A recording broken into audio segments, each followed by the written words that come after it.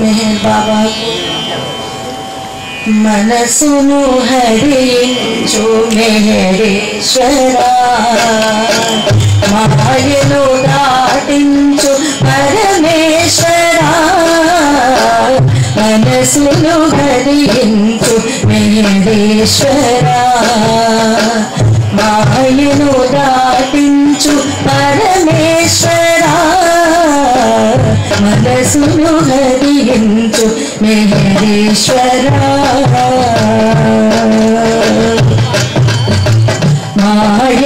मायामयमगु लोकमुलो बड़ी बुड़ी बुड़ी नडगतो अडुगुलु तडबडे मायामयमगु लोकमुलो बड़ी बुड़ी बुड़ी नडगतो अडुगुलु तडबडे तोलिने చేసిన పుణ్యమో ఏమో తొలినే చేసిన పుణ్యమో ఏమో చేరితి ఓడి నడిపించు వడి వడి చేరితి ఓడి నడిపించు వడి వడి మనసును హరించు మెహరేశ్వరా మాయను దాటించు పరమేశ్వరా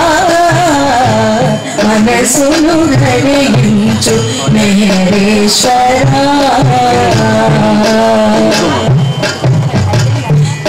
కామాదులు నను కలవరపరచి కానగనీయము సత్యపదంబులు కామాదులు నను కలవరపరచి కానగనీయము సత్యపదంబులు పాపము నడచి తమసు హరించి పాపము నడచి తమసు హరించి నవజీవనమున అడుగిడనీయుము నవజీవనమున అడుగిడనీయుము మనసును హరించు మెహరేశ్వరా మాయను దాటించు పరమేశ్వరా మనసును హరించు మెహరేశ్వరా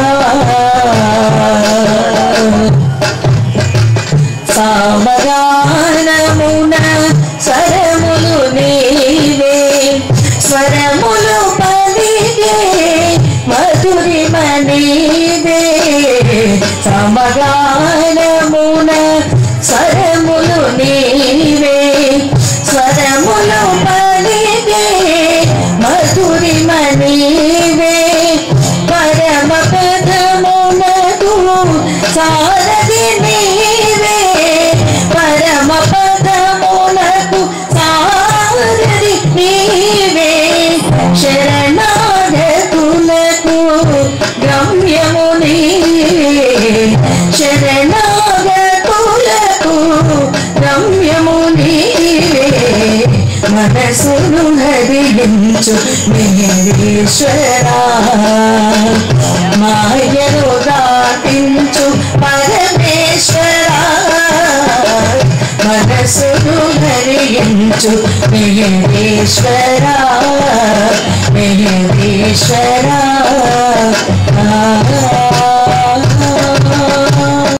సోమయ ప్రభుని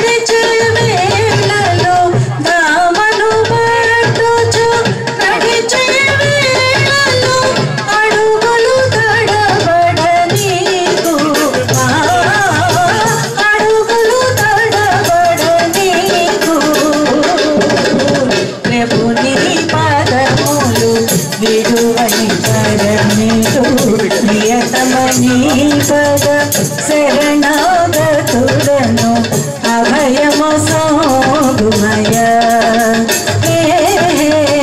ప్రభు నీ పదములు విలువని వరమిలు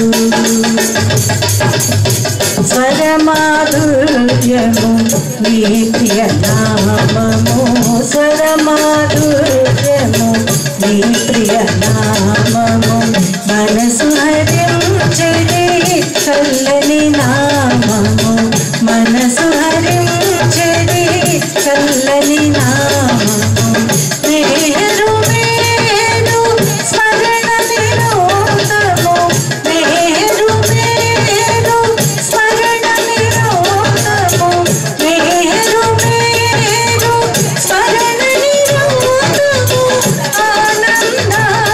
ఆనందామృతపానం ఆనందామృతపానం ప్రభుని పదములు విడువని వరమిడు ప్రియతమని పద శరణాగతులను అభయము సోగుమయ ప్రభుని పదములు విడువని వరమిడు తల్లి తండ్రి గురు సగుడవు నీవు ప్రియతముడగు పరమేశుడ నీవు తల్లి తండ్రి గురు సగుడవు నీవు ప్రియతముడగు పరమేశుడ నీవు తనయుల బ్రోచె మారము నీదే తనయుల బ్రోచె మారము నీదే తమసు అర్యోపుమయ తమసు అర్యోపుమయ నీ పదములు విలువని పరమిడు ప్రియతమని పద శరణాగతులను అభయము సోగుమయ ప్రభు నీ పదములు విలువని పరమిడు साथ में है बाबा की जय వినుమోయి ప్రేమిక తరించే దారిరా వినుమోయి ప్రేమిక తరించే దారిరా కార్యకర్తలకు బాబా శాశ్వత సూచనలురా కార్యకర్తలకు బాబా శాశ్వత సూచనలురా వినుమోయి ప్రేమిక తరించే దారిరా కార్యకర్తలకు బాబా శాశ్వత సూచనలురా కార్యకర్తలకు బాబా శాశ్వత సూచనలురా ప్రేమను కోరారా నా ప్రేమికులయ్యారా ప్రేమను కోరారా నా ప్రేమికులయ్యారా స్వచ్ఛమైన ప్రేమ నాకు కానుక ఇవ్వాలి స్వచ్ఛమైన ప్రేమ నాకు కానుక ఇవ్వాలి నిజాయితీ కావాలి నా కార్యంలో నిస్వార్థత నిండాలి నీ చేతలలో నిజాయితీ కావాలి నా కార్యంలో నిస్వార్థత నిండాలి నీ చేతలలో బాబాయే ఉండాలి నీ ధ్యానంలో బాబాయే ఉండాలి నీ ధ్యానంలో అహం మరచిపోవాలి ఆనందంలో వినుమోయి ప్రేమిక తరించే దారిరా కార్యకర్తలకు బాబా శాశ్వత సూచనలురా కార్యకర్తలకు బాబా శాశ్వత సూచనలురా ఆంధ్రకు వచ్చాను నీ ప్రేమను చూశాను ఆంధ్రకు వచ్చాను నీ ప్రేమను చూశాను నన్ను మీరు ప్రేమించే తీరును మెచ్చాను నన్ను మీరు ప్రేమించే తీరును మెచ్చాను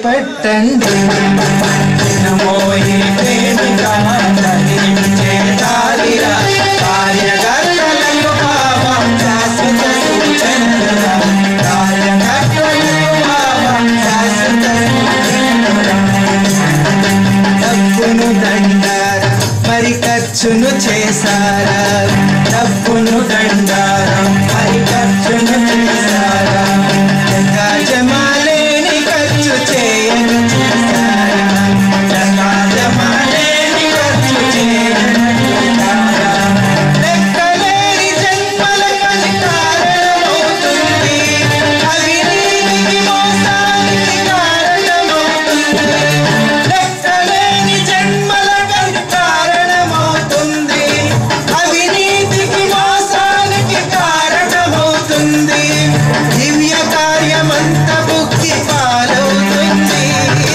దివ్య కార్యమంత భుక్తి పాలవుతుంది పరువు నీది పాలవుతుంది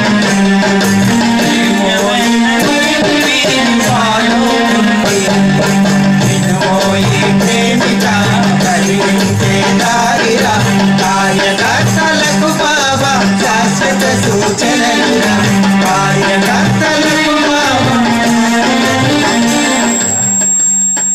దివ్య కార్యమంటే మరి ప్రచారమే కాదు దివ్య కార్యమంటే మరి ప్రచారమే కాదు పథకాలను పత్రాలను పంచుకుంట కాదు పథకాలను పత్రాలను పంచుకుంట కాదు ప్రేమ హృదయం ఉండాలి కార్యకర్తకి ప్రేమ పంచి ఇవ్వాలి ప్రతి ఒక్కరికి ప్రేమ హృదయం ఉండాలి కార్యకర్తకి ప్రేమ పంచి ఇవ్వాలి ప్రతి ఒక్కరికి నిన్ను నీవు నా పనిలో మరచిన నాడే నిన్ను నీవు నా పనిలో మరచిన నాడే నిన్ను కోరి వస్తారు ప్రజల నాడే దినమోయి ప్రేమిక కలిగించే దారిరా కార్యకర్తలకు బాబా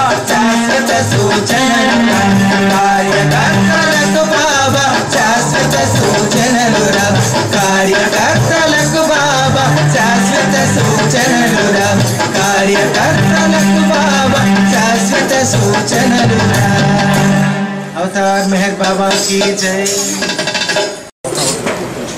అవతార్ మెహర్ బాబా की जय అందరికీ జై బాబా అండి ఈ ఏలూరు స్థలం యొక్క ప్రాముఖ్యతను మన సోదరు రజనీ గారు వివరించారు ఇంతటి ప్రాముఖ్యత ఉన్న ఏలూరు పట్టణంలో బాబా వారి విషయాలను చర్చించుకునే అవకాశాన్ని నాకు ఇచ్చిన మన ప్రియతమ తండ్రి మెహర్ బాబాకు ముందుగా కృతజ్ఞతలు తెలియజేసుకుంటూ మరి ఇందాక రజనీ గారు భగవంతుడు అంటే ఏంటి అవతారుడు అంటే ఎవరు అని చెప్పారు మొట్టమొదటిగా మనం ఈ విషయంలోకి వెళ్ళే ముందు భగవద్గీతలో కృష్ణ పరమాత్ముడు చెప్పినది ఏంటో చూద్దాం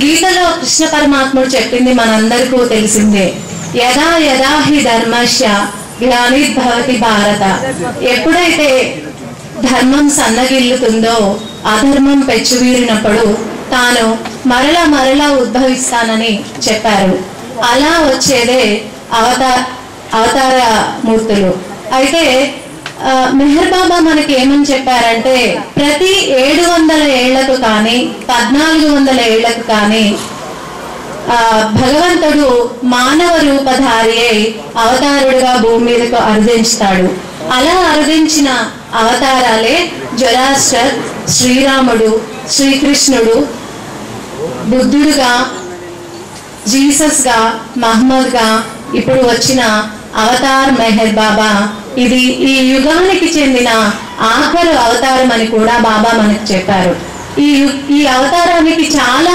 ప్రాశస్త్యం ఉందని కూడా బాబా వివరించారు మరి ఈ అవతార కాలంలో బాబా చేసిన విశ్వ కార్యక్రమాన్ని సల్పడానికి ఆయన చేసిన వివిధ కార్యక్రమాలని క్లుప్తంగా ఈరోజు మనం చర్చించుకుందాం. అది చర్చించుకునే ముందు అసలు బాబా రాక మునుపు ప్రపంచంలో ఉన్న స్థితిగతులు ఏ విధంగా ఉన్నాయి ఒకసారి చూసినట్లయితే మనం ప్రజలంతా కూడా ఆధ్యాత్మికత పట్ల అవగాహన లేకుండా అజ్ఞానంలో ఉన్నారు. వారంతా మాయలో కొట్టుమిట్టాడుతూ యాంత్రికంగా చేసే కర్మకాండలు పూజలు సలుపుతూ ఉన్నారు. అలాగే నిరుపేదరికంలో బతుకుతూ విద్యాబుద్ధులు అక్షరాస్యత ఏ విధంగా లేకుండా, అలాగే ఆరోగ్య పరిస్థితులు కూడా చాలా దయనీయంగా ఉండేవి. ఒకప్పుడు ఉదాహరణకు ప్లేగ్ అనే వ్యాధి వచ్చినప్పుడు ఊళ్ళు కూడా ప్రజలంతా తుడిచిపెట్టుకుని పోయేవారు. వారికి సరి అయిన వైద్య సదుపాయాలు అనేవి అందుబాటులో ఉండేవి కావు. అలాగే మహిళలు కూడా వారికి తగినంత స్వాతంత్రం అది ఉండేది కాదు. అలాగే సమాజంలో ధనిక వర్గాలదే పైచేయిగా ఉంటూ ఉండేది, అలాగే ఉన్నత కులాల వాళ్ళదే పైచేయిగా ఉంటూ ఉండేది. మరి శాస్త్ర సాంకేతిక రంగాల్లో కూడా ఎటువంటి పురోగతి లేకుండా చాలా వెనుకబడి ఉన్న సమయం అది. అటువంటి సమయంలో పంచ సద్గురువుల కోరిక మేరకు మెహర్ బాబా అవతారమూర్తిగా ఈ భూమి మీద తిరిగి మానవ రూపధారి అయి వచ్చారు. అయితే ఈ సద్గురువుల సహాయంతో ఇందాక రజనీ గారు చెప్పారు కదా, తాను ఒక ముసుగును ధరించి వచ్చానని. ఈ సద్గురువుల సహాయంతో ఆ ముసుగును తొలగించుకొని ఉపాశ్రీ మహారాజు తన అవతార తత్వాన్ని ప్రకటించిన తర్వాత తన యొక్క విశ్వ కార్యక్రమానికి బాబా నాంది పలికారు. అయితే ఈ విశ్వ కార్యక్రమం మొదలు పెట్టే ప్రక్రియలో భాగంగా బాబా మొట్టమొదటిగా తన శిష్యులని ఎంచుకునే ప్రక్రియలో తన స్వహస్తాలతో పూనాలో ఫెర్గూసన్ రోడ్లో ఒక జోపిడీని నిర్మించుకొని అక్కడ సుమారు 42 మంది శిష్యులను ప్రోగు చేసుకున్నారు. అయితే గుల్మాయి గురించి అందరికీ, బాబా లిటరేచర్ చదివిన అందరికీ పరిచయమే. ఆవిడ అడుగుతారు, బాబా పూనాలోనే ఫెర్గూసన్ రోడ్లోనే ఎందుకు అంటే బాబా చెప్తారు, అవతారుడు ఎక్కడికి వెళ్ళినా సరే ఆ స్థలానికి ఆధ్యాత్మికంగా ఒక ప్రాముఖ్యత ఉంటుంది. అంతకు మునుపు ఇక్కడ ఒక యోగి తపస్సు చేసుకుంటూ ఉండేవాడు, అందువల్ల ఇక్కడ జోపిడీ నిర్మించుకున్నాను అని చెప్తారు బాబా. ఇక కాలినడకన తన శిష్యుల్ని తీసుకొని కాలినడకన బొంబాయికి పయనమై అక్కడ మంజిలీని స్థాపించుకున్నారు. దీని ముఖ్య ఉద్దేశం ఏంటి అంటే వారికి తన శిష్యులకు శిక్షణ ఇవ్వడం. శిక్షణ ఎందులో? విధేయతతో ఎలా ఉండాలి, బాబా పట్ల పూర్తి విశ్వాసాన్ని ఎలా అలవర్చుకోవాలి అనే దాని పట్ల బాబా వారికి శిక్షణ ఇవ్వడం జరిగింది. ఇది 10 నెలల పాటు జరిగింది.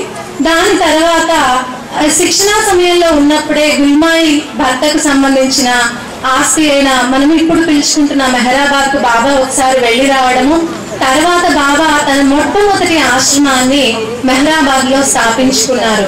ఈ ఆశ్రమాన్ని ఇప్పుడు మనం మెహరాబాద్ అని పిలుస్తున్నాము, దాన్ని అప్పుడు ఆరంగం, ఇప్పటికీ ఉంది ఆరంగం పరిసర ప్రాంతాలు.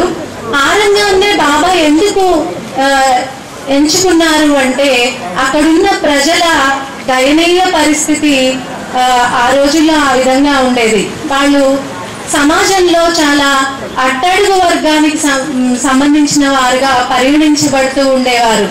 వారికి ఎటువంటి విద్యాబుద్ధులు లేవు, పరిశుభ్రతపై సరి అయిన అవగాహన కూడా లేదు. మరి అక్కడ బాబా తన ఆశ్రమాన్ని ఏర్పాటు చేసుకుని తన విశ్వ కార్యానికి నాంది పలికారు అని చెప్పవచ్చు. ఇక బాబా యొక్క విశ్వ కార్యం అని మనం మాట్లాడుకుంటున్నాం కదా. విశ్వం అంటే మనకు మామూలు మానవులకు తెలిసింది ఒక ప్రపంచం, కానీ బాబా లిటరేచర్ చదివిన మనందరికీ కూడా 3 రకాల ప్రపంచాలు ఉన్నాయి అనేది సుపరిచితం. స్థూల, సూక్ష్మ, మానసిక ప్రపంచాలు. మనకు కంటికి కనిపించేది స్థూల ప్రపంచం మాత్రమే, కానీ బాబా చేసిన విశ్వ కార్యం ఈ 3 ప్రపంచాలకు సంబంధించింది. ఒకసారి బాబా ఏమన్నారంటే, నేను చేసే ఈ విశ్వ కార్యక్రమం మీకున్న మేధో సంపత్తితో మీరు ఏ విధంగానూ అర్థం చేసుకోలేరు. మరి మనకున్న కొద్దిపాటి మనసుతో మనం అర్థం చేసుకోలేకపోయినా మనము కంటితో ఏమి చూసామో, బాబా చేసిన కార్యక్రమాలు ఏమేంటి అని చెప్పి క్లుప్తంగా చర్చించుకుందాం.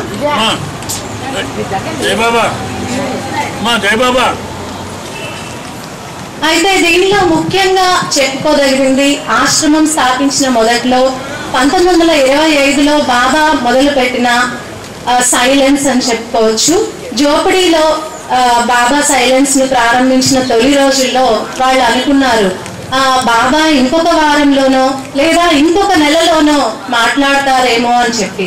కానీ బాబా మాత్రం తన మౌనాన్ని నిరంతరంగా 44 సంవత్సరాల పాటు సుదీర్ఘంగా తన మౌనాన్ని సాగించారు, తన శరీరం చాలించేంత వరకు. మౌనం మొదలుపెట్టిన తొలి రోజుల్లో మరి పక్కన వారికి అర్థం కావాలి కాబట్టి పలక శుద్ధముక్క ఉపయోగించారు. తర్వాత అక్షర ఫలకాన్ని, తర్వాత చేతి సైగల ద్వారా బాబా మౌన తను చెప్పదలుచుకుంది పక్క వారికి చెప్తూ ఉండేవారు. అయితే ఇక్కడ మెహర్ బాబా యొక్క మౌనం ఆధ్యాత్మిక మార్గంలో అంతర్గత నిశ్శబ్దానికి ఉన్న ప్రాముఖ్యతను, దాని విశిష్టతను తెలియజేస్తుంది. అలాగే భగవంతునికి భక్తునికి మధ్య సంభాషణకు శబ్దం అవసరం లేదు అని చెప్పి బాబా నమ్మారు. మాటలతో కూడా చెప్పలేని లోతైన సత్యాన్ని బాబా తన మౌనం ద్వారా తెలియజేశారు. అయితే ఇక్కడ సాంఘిక పరంగా వచ్చిన మార్పు ఏంటి బాబా సైలెన్స్ ద్వారా అంటే, బాబా వాడిన అక్షర ఫలకం అది ఇప్పుడు మనందరికీ తెలుసు, మనం కూడా వాడుతున్నాం. మన చేతిలో ఉన్న సెల్ ఫోన్, అలాగే కంప్యూటర్, ల్యాప్టాప్, ఇవన్నీ కూడా బాబా చెప్పారు. ఈ అక్షర ఫలకం ఏ విధంగా ప్రకటితమవుతుందంటే, రాబోయే కాలాల్లో ప్రపంచం మొత్తం కూడా చేతి వేళ్ల మీద నాట్యం చేస్తుంది. అంత ఇంపార్టెన్స్ బాబా ఈ అక్షర ఫలకానికి ఇచ్చారు. అది మనం ఇప్పుడు కళ్ళారా చూస్తున్నాం కూడా. ఇంకొక ముఖ్యమైన బాబా చేసిన కార్యక్రమం, చిన్నపిల్లలకు ఆ రోజుల్లో విద్యా సదుపాయాలు లేనందున ముఖ్యంగా ఆరంగాం ప్రాంతంలో మొట్టమొదటిగా 1925లోనే హజరత్ బాబాజాన్ స్కూల్ స్థాపించారు. తర్వాత దాన్ని మెహర్ ఆశ్రమంగా పిలిచారు. ఈ మెహర్ ఆశ్రమంలో ముఖ్యంగా హిందువుల పిల్లలకు, ఆరంగాం నుండి వచ్చే హిందువుల పిల్లలకు మాత్రమే తీసుకున్నారు ఆయన. అయితే ఫస్ట్ లో హాస్టల్ ఫెసిలిటీస్ ఏమీ ఇవ్వలేదు బాబా వాళ్ళకి. వాళ్ళు రావడము, చదువుకోవడము, వెళ్ళిపోవడము. కానీ మళ్ళీ తెల్లవారి వచ్చినప్పుడు చాలా అపరిశుభ్రంగా వచ్చేవారు. వారికి పరిశుభ్రతపై ఎటువంటి అవగాహన లేకుండా ఆ రోజుల్లో వాళ్ళు బతుకుతున్నారు. కాబట్టి దీన్ని మార్చడం కోసం బాబా హాస్టల్స్ పెట్టడము, వాళ్ళకి అంత ఉచితంగా భోజనము, విద్య అన్ని కూడా ఉచితంగా బాబా వాళ్ళకి అందించడం జరిగింది. దీన్ని చూసినట్లయితే మరి ఇప్పుడు మనకున్న స్కూల్ కండిషన్స్, ఈ పరిస్థితులు ఎలా ఉన్నాయి అంటే, బాబా చేసిన ఈ విశ్వకార్యం వల్లే మనకి ఇప్పుడున్న స్కూల్ మనం చూసినట్లయితే చాలా సదుపాయాలు, మన చిన్నప్పుడు మనం చదువుకున్న స్కూల్స్, ఇప్పుడు స్కూల్స్ మీరు పోల్చుకుంటే చాలా సదుపాయాలు వచ్చాయి. బాబా ఎలాగ ఉచిత ఆహారాన్ని వాళ్ళకి ఇచ్చారో, ఉచిత మధ్యాహ్న భోజన పథకాలు, గవర్నమెంట్ ఎన్నో పాలసీస్ పెట్టింది. ఈ మార్పులన్నీ కూడా ఈ బాబా చేసిన విశ్వకార్యం వల్లే సాధ్యమైందని మనం అనుకోవచ్చు. అలాగే మెహర్ ఆశ్రమంలో విద్యాబుద్ధులు మాత్రమే కాకుండా బాబా వారికి ఆధ్యాత్మికత పట్ల ఆసక్తి కలిగేటట్లు గొప్ప గొప్ప వారి రచనలను అక్కడ ఉంచి వాళ్ళ చేత చదివిస్తూ వాళ్ళలో ఆధ్యాత్మికత పట్ల మక్కువ చూపిన వారిని ఎంపిక చేసుకుని తర్వాత ప్రేమాశ్రమాన్ని కూడా బాబా స్థాపించారు. ఈ ప్రేమాశ్రమంలో ఆరంగం నుంచి వచ్చిన వాళ్లే కాకుండా అన్ని ప్రదేశాల నుంచి, అన్ని రాష్ట్రాల నుంచి, అన్ని మతాలకు, అన్ని కులాలకు చెందిన వాళ్ళకి, ముఖ్యంగా ఆధ్యాత్మికత పట్ల అవగాహన ఉన్న వాళ్ళని ప్రేమాశ్రమంలో చేర్చుకుని వారి యొక్క చైతన్య స్థితిని బాబా మెరుగుపరిచారు అని చెప్పచ్చు. ఇంకా ఇంతే కాకుండా బాబా సల్పిన ఇంకొక ముఖ్య కార్యక్రమము ఆయన చేసిన పాశ్చాత్య పర్యటనలు. మొత్తంగా బాబా 13 సార్లు విదేశీ పర్యటనలను చేశారు. అయితే బాబా రాకముందు మన తూర్పు పశ్చిమ దేశాల మధ్య ఎటువంటి రాకపోకలు ఉండేవి కావు. కానీ బాబా సల్పిన ఈ విదేశీ పర్యటన వల్ల మనము ఇప్పుడు చాలా ఈజీగా విదేశాలకు మనం వెళ్ళి వస్తున్న పరిస్థితులు మనం ఈరోజు మనం చూస్తున్నాం సమాజంలో. అలాగే ఆయన ఇంకొక ముఖ్య ఉద్దేశం ఏంటంటే అక్కడ ఉన్న తన భక్తులకి తన దర్శనాన్ని ఇవ్వడము, కొంతమంది శిష్యులను తను ఎంపిక చేసుకోవడం కోసం కూడా ఈ పశ్చిమ దేశ పర్యటనలు ఉపయోగపడ్డాయి అని చెప్పుకోవచ్చు. కొంతమంది ఆయనకు ఒక లింక్ లాగా మెరిడిత్ స్టార్ ని తీసుకుంటే యూరోప్ కి ఇండియాకి మధ్య ఆయన ఒక లింక్ లాగా కూడా పనిచేశారు. ఇక ఇంకొక ముఖ్యమైన కార్యక్రమము బాబా మస్తు పిచ్చివారి కోసం రాహూరిలో నిర్మించిన ఆశ్రమము. అయితే మస్తు అంటే ఎవరు అంటే కొత్త వారికి ఇది సరిగా అర్థం కాని విషయము. మస్తులు అంటే భగవంతుని ప్రేమలో మునిగి తేలేవారు. వారికి బాహ్య పరిస్థితులపై వాళ్ళు ఎటువంటి విధంగా బాహ్యంగా జరిగేదేవి వాళ్ళకి పట్టవు. వాళ్ళు నిరంతరం భగవంతుని ప్రేమలో మునిగి తేలుతూ ఉంటారు. అయితే ఈ మస్తులని ఈ పిచ్చివారి కోసం ఆశ్రమం నిర్మించడం ఎందుకు అంటే బాబా ఈ మస్తుల ద్వారా తన విశ్వ కార్యాన్ని చేసుకున్నారు. వాళ్ళు ఉన్న భూమిక నుంచి వాళ్ళకి చైతన్యాన్ని ప్రసాదించి ముందు భూమికకి వెళ్ళేటట్టు వాళ్ళని చేయడం. అంతేకాకుండా ఆ రోజుల్లో 2వ ప్రపంచ యుద్ధాన్ని కూడా బాబా తన మస్తుల ద్వారా నడిపానని కూడా చెప్పారు. అలాగే ఇక పిచ్చి వాళ్ళ గురించి చూసినట్లయితే పిచ్చి వాళ్ళకి బాబా తన స్వహస్తాలతో భోజనం తినిపించడం ఇవన్నీ చూస్తే మనకేమనిపిస్తుంది, ఇప్పుడు పిచ్చి వాళ్ళ కండిషన్ చూస్తే వాళ్ళకి ఎన్నో సదుపాయాలున్న హాస్పిటల్స్ వచ్చాయి, మెరుగైన వైద్యం అందుబాటులో ఉంది. ఒకప్పుడు పిచ్చి వాళ్ళంటే చాలా భయపడేవారు, కానీ ఇప్పుడు వారికి అలా కాదు, వెంటనే నయమయ్యే మందులు కూడా వచ్చాయి. ఇవన్నీ కూడా బాబా యొక్క కార్యక్రమాల వల్లే సాధ్యమయ్యాయి. ఇంకొక ముఖ్యమైన అంశం ఏంటంటే బాబా సల్పిన బ్లూ బస్ యాత్ర. ఈ బ్లూ బస్ యాత్ర ముఖ్య ఉద్దేశం ఏంటంటే అది 2వ ప్రపంచ యుద్ధం జరిగే సమయం. ఆ సమయంలో ఈ మస్తుల యొక్క అవసరం బాబాకు చాలా ఉంది. వారు భారతదేశంలోనే రకరకాల సుదూర ప్రాంతాల్లో ఉన్నారు కాబట్టి వారి దగ్గరికి వెళ్ళడానికి బాబా ఈ బ్లూ బస్ టూర్ను ఉపయోగించుకున్నారు. అంతేకాకుండా బాబాకు ఉన్న పాశ్చాత్య మండలి శిష్యురాలైన ఎలిజబెత్ ప్యాటర్సన్, నొరీనా మ్యాచ్బెల్లి వీళ్ళంతా అడుగుతారు, బాబా మా తూర్పు పశ్చిమ ప్రేమికులకు ఒక యూనివర్సల్ సెంటర్ ఉంటే బాగుంటుంది, మీ యొక్క సందేశాలను వ్యాప్తి చేయడానికి అది ఉపయోగపడుతుందంటే మొదట్లో బాబా దానికి అంగీకరించరు. కానీ వాళ్ళు తరచి అడగడం వల్ల సరే అంటారు. ఆ యూనివర్సల్ సెంటర్ నిర్మించడానికి సరి అయిన ప్రదేశాన్ని వెతకటం కూడా ఈ బ్లూ బస్ టూర్ యొక్క ఇంకొక ముఖ్య ఉద్దేశం. అలాగే మనందరికీ తెలుసు బాబా దగ్గర ఉన్న ఉమెన్ మండలి వారు చాలా గోషాలో ఉన్నట్లు ఒక కాంపౌండ్ లోనే నివసిస్తూ ఉండేవారు, అప్పర్ మెహరాబాద్ అయినా లోయర్ మెహరాబాద్ అయినా. అటువంటి వారికి భారతదేశంలోని వివిధ ప్రాంతాల్లో వివిధ మతాలకు సంబంధించిన ఆచారాలను వ్యవహారాలను చూపించడం కూడా ఈ బ్లూ బస్ టూర్ యొక్క ముఖ్య ఉద్దేశం. ఇంతే కాకుండా సద్గురువులు సత్పురుషుల సమాధులు, అలాగే వివిధ గుళ్ళు గోపురాలను సందర్శించడం. అయితే ఇక్కడ బాబా ఏం చెప్పారంటే ప్రతి అవతారం కూడా మన భారతదేశంలో ఏవైతే ముఖ్యమైన దేవాలయాలు ఉన్నాయో వాటన్నిటినీ సందర్శించి వాటిని పునీతం చేస్తారు. అలా అవతారుడు అక్కడికి వెళ్ళినప్పుడు అవి పునీతం కాబడతాయి. అంటే మళ్ళీ తిరిగి 700 ఏళ్లకు కానీ 1400 ఏళ్లకు కానీ వచ్చేటప్పటికి అవి అప్పటి వరకు ఛార్జ్ చేయబడతాయి అని చెప్పారు. మీ అందరికీ తెలుసు, చూసారు ఒక ఫోటో, బాబా తన చేతుల్ని నర్మదా నదిలో పెడుతున్నట్లు. బాబా నీళ్ళల్లో పెట్టినప్పుడు ఏం చెప్పారంటే ఆ నదులు పునీతం కాబడతాయి అని చెప్పడం జరిగింది. సో ఈ విధంగా బ్లూ బస్ టూర్స్ యొక్క విశ్వ కార్యక్రమాన్ని బాబా చేశారు. ఇక ఈ మస్తు వర్క్ గురించి ఆల్రెడీ మనం చెప్పుకున్నాం. రకరకాల మస్తుల్ని బ్లూ బస్ టూర్స్ ద్వారానే బాబా వారి ప్రదేశాలకు వెళ్ళి ఈ 2వ ప్రపంచ యుద్ధ కారణంగా వారితో పని చేసుకున్నారు. తర్వాత యూనివర్సల్ స్పిరిచువల్ సెంటర్ కి తగిన స్థలాన్ని బెంగళూరు దగ్గర బైరమంగళలో బాబా నిర్ణయించి తన స్వహస్తాలతో శంకుస్థాపన చేయడం జరిగింది. బాబా దీనికి ఏమని చెప్పారంటే అది spiritual capital of the world, ప్రపంచం మొత్తానికి కూడా అది ఒక ఆధ్యాత్మిక ప్రదేశము. దాని నుంచి ఆ బాబా యొక్క సందేశాలు ప్రపంచం మొత్తం వ్యాప్తి చెందుతాయి.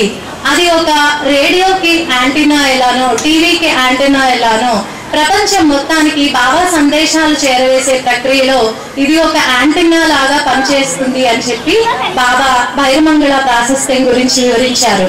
ఇక ఇంకొక ముఖ్యమైన ఘట్టం ఏమిటి అంటే నవజీవనాన్ని ఒక మాటలో చెప్పాలంటే బాబా తన అవతార తత్వాన్ని పక్కన పెట్టి, తన highest of the high position ను పక్కన పెట్టి ఒక మామూలు సాధారణ మానవ స్థాయికి దిగి వచ్చి దేవుని అన్వేషకునిగా మారారు. ఎటువంటి లక్ష్యము లేని నిస్సహాయమైన నిరాశామయమైన జీవనమే నవజీవనం అని చెప్పారు. ఎవరి దగ్గర నుంచి సహాయం ఆశించకూడదు, ఎటువంటి జీవితం పట్ల ఎటువంటి ఆశ లేకుండా వర్తమానంలో జీవించేదే నవజీవనం అని చెప్పి దానికి కొన్ని నియమాలు పెట్టి ఆ నియమాలకు కట్టుబడి ఉన్న వాళ్ళని తనతో పాటు తీసుకుని వెళ్ళారు. ఈ న్యూ లైఫ్ ని ముఖ్యంగా మనం 4 భాగాలుగా విభజిస్తే మొట్టమొదటిది శిక్షణ కార్యక్రమం. అది కర్ణాటకలోని బెల్గాంలో తన శిష్యులకు శిక్షణ ఇచ్చారు. తర్వాత లంగోటి, అలాగే భిక్షాటన దశ, ఇదంతా కూడా ఉత్తర భారతదేశంలోనే జరిగింది. మీరు ఇక్కడ పిక్చర్ లో చూసినట్లయితే పరాత్పర పరబ్రహ్మ స్థితి నుంచి వచ్చిన అవతారుడు సాధారణ భిక్షకునిలాగా భిక్ష అడుగుతున్న ఫోటోని మనం చూడొచ్చు. అలాగే ఇక ఆఖరిది ఇది మనోనాశ్ తో ముగించారు. మనోనాశ్ అంటే మనస్సుని నిర్మూలించుకోవడం లేదా నాశనం చేసుకోవడం. దీన్ని ఎవరు నాశనం చేస్తారు, అసలు మనస్సుని ఎందుకు నాశనం చేయాలి అనే ప్రశ్న ఇక్కడ మనకందరికీ ఉద్భవించవచ్చు. ఈ మనస్సు వల్లనే మన యొక్క చేతలు, మన యొక్క చేష్టలు ఉంటాయి. అది చెప్పినట్లు మనం చేస్తూ ఉంటాము. మనం ఏదైతే చేశామో అవి సంస్కారాలుగా మనకు పోగుపడుతూ ఉంటాయి. మరి మనస్సుని నిర్మూలించినట్లయితే మనము కర్మలు చేయము, దాని ద్వారా వచ్చే సంస్కారాలు కూడా మనకు అంటకుండా ఉంటాయి. మరి మనసుని ఎవరు నిర్మూలిస్తారు, దానికి బాబానే చెప్పారు. పంచ సద్గురువులు మూడు దారులు చెప్పారు మనసుని ఏ విధంగా నిర్మూలించుకోవచ్చో. అవి ఏంటంటే మొట్టమొదటిది నిస్వార్థ సేవ. అంటే మనము హెల్ప్ చేశాము అంటే ఒక చేతితో చేసింది రెండో చేతికి కూడా తెలియకూడదు అన్న రీతిలో నిస్వార్థ సేవ చేస్తే మన మనస్సుని నిర్మూలించుకున్నట్లే. అది మనకి సాధ్యమయ్యే పని కాదు. కాబట్టి ఇక రెండవది ఏంటంటే మనం చేసిన ప్రతి పనిని కూడా భగవంతుడికి తెలియజేయడం. అది కూడా మనకి సాధ్యం కాదు, మనం ఎప్పుడోకప్పుడు మర్చిపోతూ ఉంటాము. ఇక మూడవది ఏంటంటే మన గురువు పట్ల, మనం ఎవరైతే నమ్ముతున్నామో వారి పట్ల 100% నిజాయితీతో అంకిత భావంతో ఉంటూ ఆ గురువు చెప్పిన పని చేయడం. అది కూడా ఇప్పుడున్న మనకి సాధ్యం కాదు అని బాబానే చెప్పారు.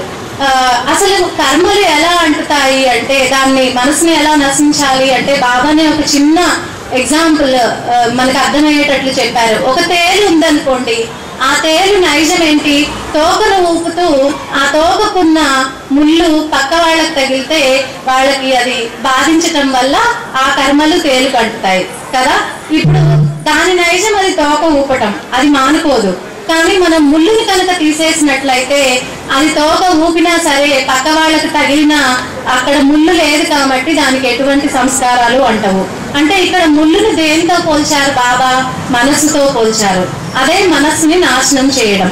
సో ఈ మార్గాల ద్వారా మనము మనస్సును నాశనం చేసుకోలేము. కాబట్టి నేనే మీ అందరి తరపున, మొత్తం మానవాళి తరపున నేను మనోనాశ్ అనే కార్యక్రమాన్ని చేస్తున్నాను అని 4.5 నెలల సమయం పాటు హైదరాబాద్ లో, అలాగే దాని అంత్య దశను మెహరాజాద్ లో సెక్యూషన్ ఫీల్డ్, దాని తర్వాత కింద నిర్వహించి ఆఖరి రోజున ఎటువంటి కర్మకాండలు లేవు అని చెప్పి వాటిని పేపర్ మీద రాయించి భస్మం చేయించారు బాబా.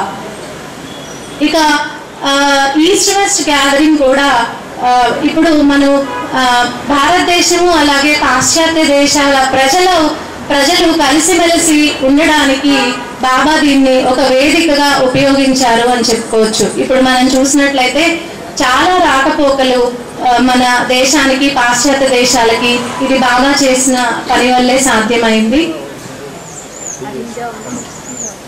ఇక బాగా చేసిన ఇంకా ముఖ్యమైన కార్యక్రమాలు ఏంటంటే పేదరికాన్ని నిర్మూలించటం. బాబా అప్పట్లో పేదరికం చాలా ఎక్కువగా ఉండేది.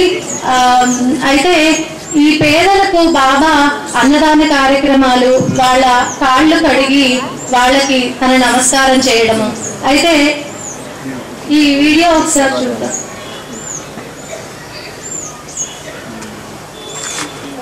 ఇది 1937లో బాబా పుట్టినరోజు సందర్భంగా సుమారు 12 గంటల పాటు పొద్దున 6 గంటల నుంచి సాయంత్రం 7 గంటల వరకు నిరంతరాయంగా బాబా సల్పిన పేదల కార్యక్రమం.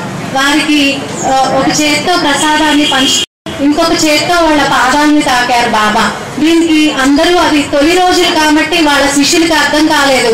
బాబా ఏంటి వాళ్ళకి నమస్కరిస్తున్నారు అంటే బాబా అన్నారు, వాళ్ళు నన్ను భగవంతుడిగా భావించి నమస్కారం పెడుతుంటే వాళ్ళలోని భగవంతుడికి నేను నమస్కరిస్తున్నాను అని బాబా చెప్పారు.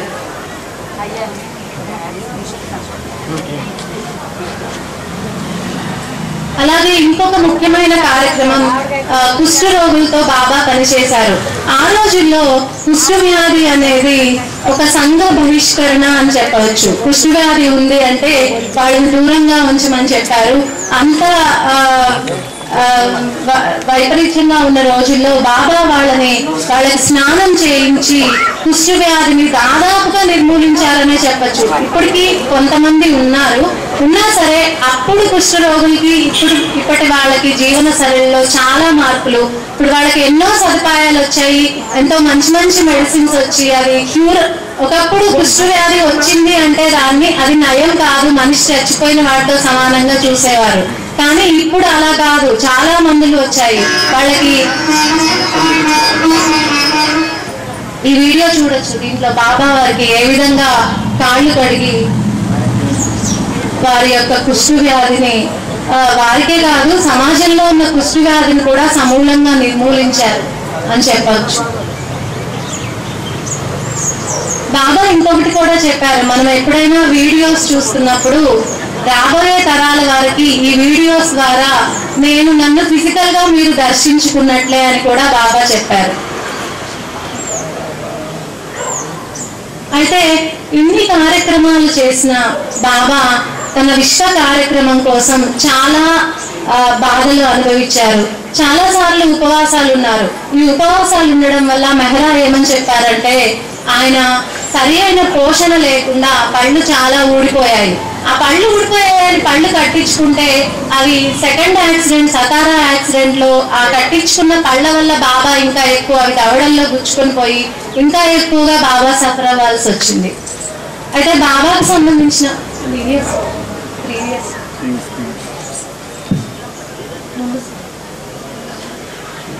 ఇక బాబా తను ఎందుకు సఫర్ అవుతాను అని చెప్పారంటే, నేను మానవధారి ఈ భూమి మీదకి వచ్చినప్పుడు ఈ మొత్తం క్రియేషన్ కూడా వాళ్ళు పడే బాధల్ని నేను తీసుకుంటాను. అసలు మనందరికీ ఒక అనుమానం వస్తుంది, బాబా ఎందుకు ఈ యాక్సిడెంట్స్ కి గురి కావాలి?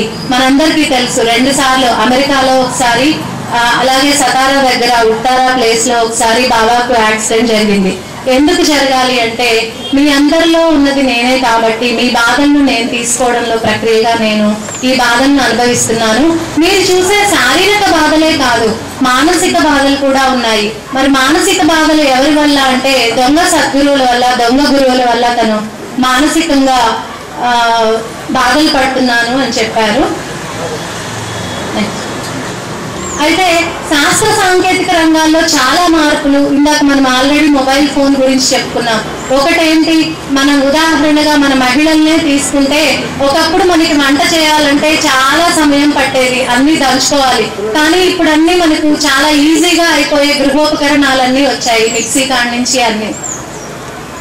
ఇక బాబా తన ప్రేమికుల ద్వారానే, మండలి ద్వారానే కాదు, తన యూనివర్సల్ వర్క్ కోసం, విశ్వ కార్యక్రమం కోసం జంతువులను, పక్షులను కూడా బాబా ఉపయోగించారు. అయితే వాటిని గుర్తుగా అవి చనిపోయిన తర్వాత మనం అప్పర్ మెహరాబాద్ లో చూస్తూ ఉంటాం. వాటికి కూడా సమాధులు నిర్మించి గౌరవించారు బాబా. ఇక మనము అవతారుడు రాకముందు మహిళల పరిస్థితి ఎలా ఉంది, ఆ పై ఫోటోల్లో చూడండి, వాళ్ళు వంటింటికే మగ్గిపోయేవారు. కానీ ఇప్పుడు మహిళల పరిస్థితి, మహిళా సాధికారతను మనం సాధించాము, అన్ని రంగాల్లో మహిళలు ముందున్నారు. ఇక అలా వచ్చిన మెహర్ బాబా ముఖ్య ఉద్దేశం, ఇక ఈ సృష్టి మొత్తానికి మానవాళికి అని మనం చెప్పుకోకూడదు, సృష్టిలో రాయి మొదలుపెట్టి మానవుల వరకు సృష్టి మొత్తానికి ఆధ్యాత్మిక చైతన్యాన్ని ప్రసాదించడం కోసం నేను వచ్చాను అని చెప్పి బాబా చెప్పారు. అది ఎలా అంటే ఆయన దర్శనాల ద్వారా, ఆయన ఆలింగనం ద్వారా, ఆయన ప్రసాదాలు పంచిపెట్టడం ద్వారా వారిలో తన ప్రేమ యొక్క బీజాన్ని బాబా నాటగలిగారు.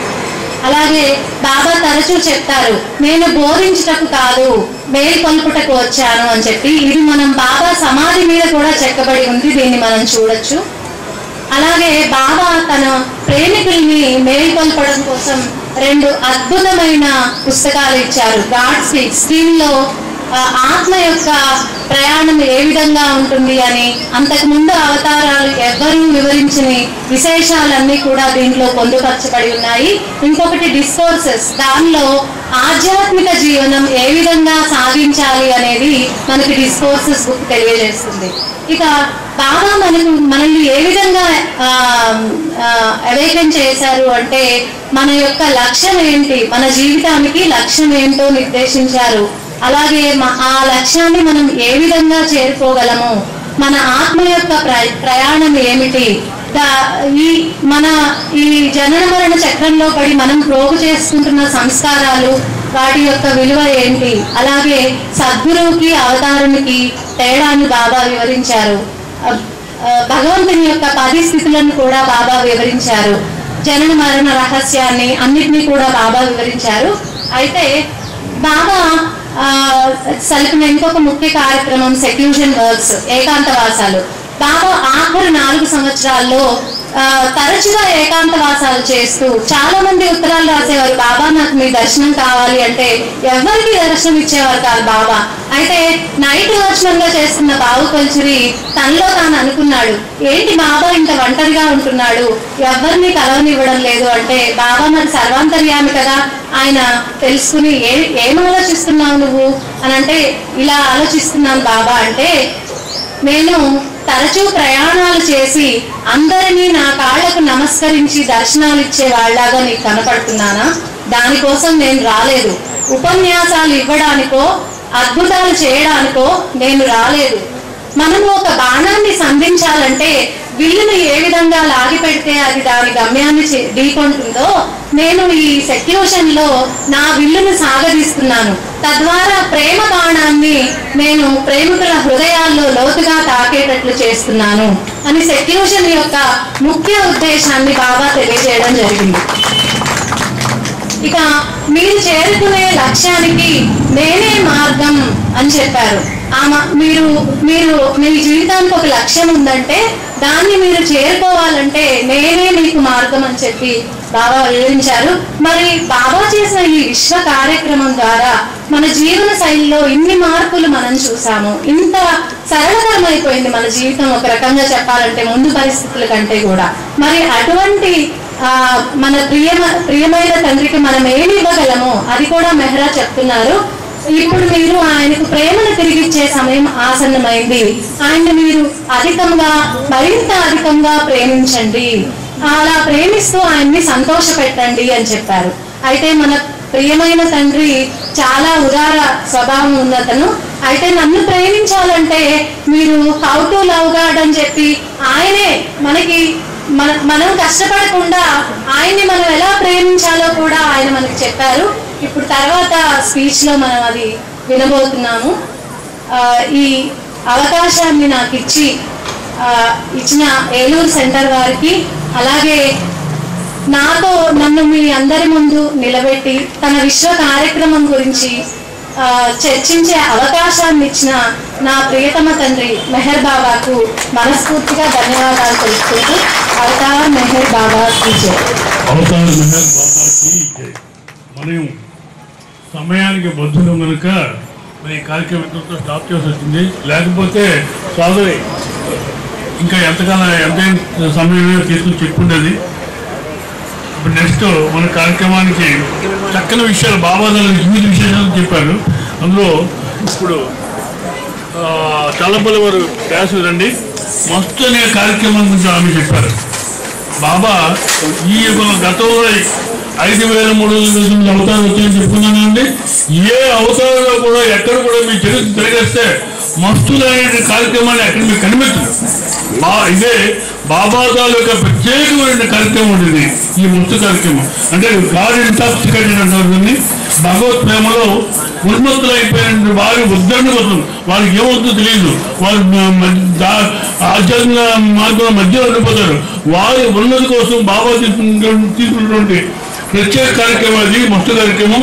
75,000 మైళ్ళు బాబా తిరిగారు. 30,000 మంది వరకు కూడా ఆయన మస్తుల్ని వారికి ఉన్నత స్థితిని కలిగించారు. అది మస్తు కార్యక్రమం. దానిలో అది అంత ముఖ్యమైన కార్యక్రమం ఈ మెహర్ బాబా వారు చేశారు. అవతార్ మెహర్ బాబాకి జై.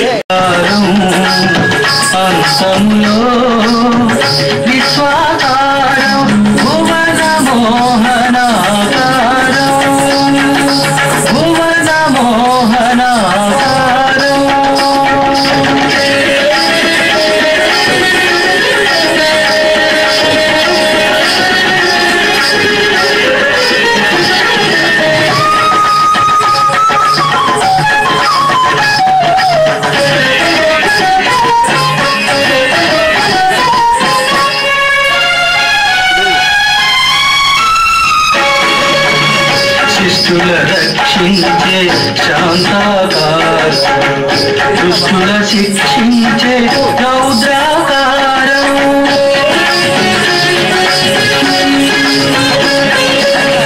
శిష్టుల రక్షించే శాంతాకారం దుష్టుల శిక్షించే రౌద్రాకారం శమదమ కరుణల సుగుణాకారం శమదమ కరుణల సుగుణాకారం త్రిభువన సేవిత త్రిగుణాకారం త్రిభువన సేవిత త్రిగుణాకారం నిరత దయాగుణ నీరజలోచన నిత్య మంగళాకారం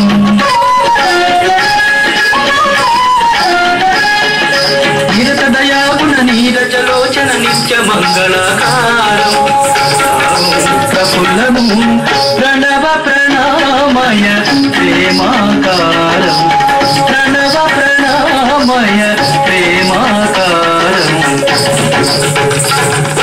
భువన మోహనాకారం భువన మోహనాకారం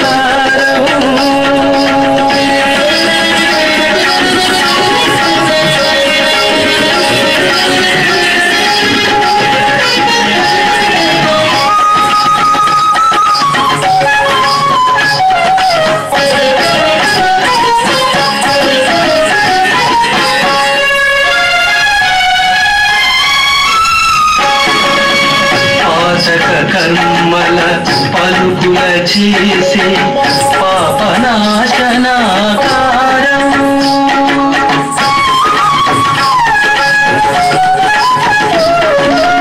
పాతక కర్మల పలుకుల చేసి పాపనాశనాకారం తామరతో పరి తాండవమాపే తామరతో పరి తాండవమాపే ప్రార్థన విబుధాకారం ఆర్చిక నార్చిక ఆరవమునకు ఆర్చిక నార్చిక ఆరవమునకు అభినవ నలువాకారం అభినవ నలువాకారం అంతర్యాగపు అంజలి గైకును అద్భుత శాంతాకారం అంతర్యాగపు అంజలి గైకును అద్భుత శాంతాకారం కపులము ప్రణవ ప్రణామయ ప్రేమాకారం ప్రణవ ప్రణామయ ప్రేమాకారం భువన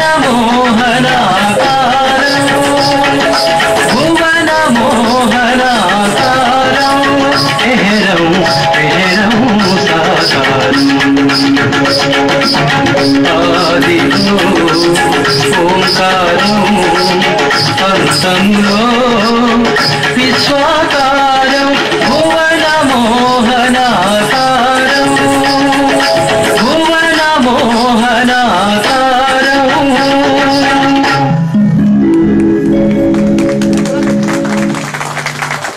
అవతారు సేవకన్నా మిన్నేకి లేదురా కడదాక నీడలాగా దరి చేర్చువాడురా అవతారు సేవకన్నా మిన్నేకి లేదురా కడదాక నీడలాగా దరి చేర్చువాడురా నది లోపల ఒక నావను నది లోపల ఒక నావను నడిపేడిదే అవతారు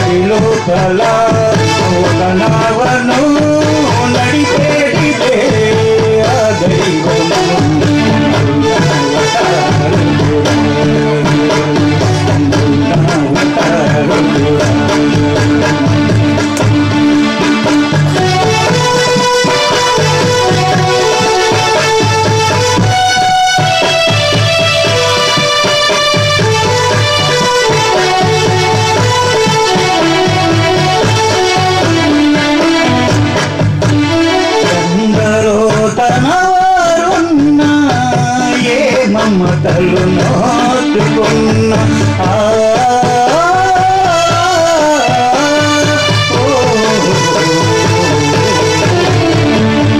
ఎందరో తనవారున్న ఏ మమతలు నాటుకున్న ఎవరు కానని లోకంలో నీవున్నావని బతికున్నా నీకి నాదన లేనిది నిర్మలమైనది ప్రేమయ్యా నీది నాదము భేదము లేనిది నిర్మలమైనది ప్రేమయ్యా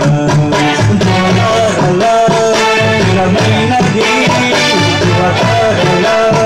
స్థిరమైనది ఈ జగతిలో విలువైనది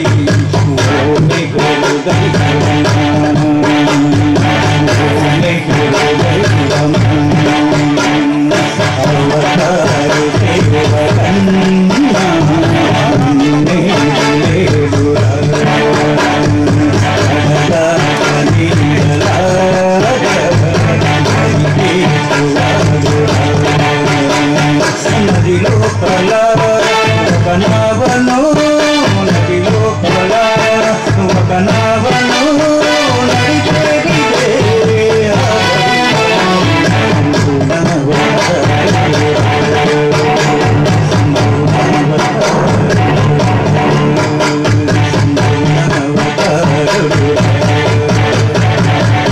अवतार मेहर बाबा की जय।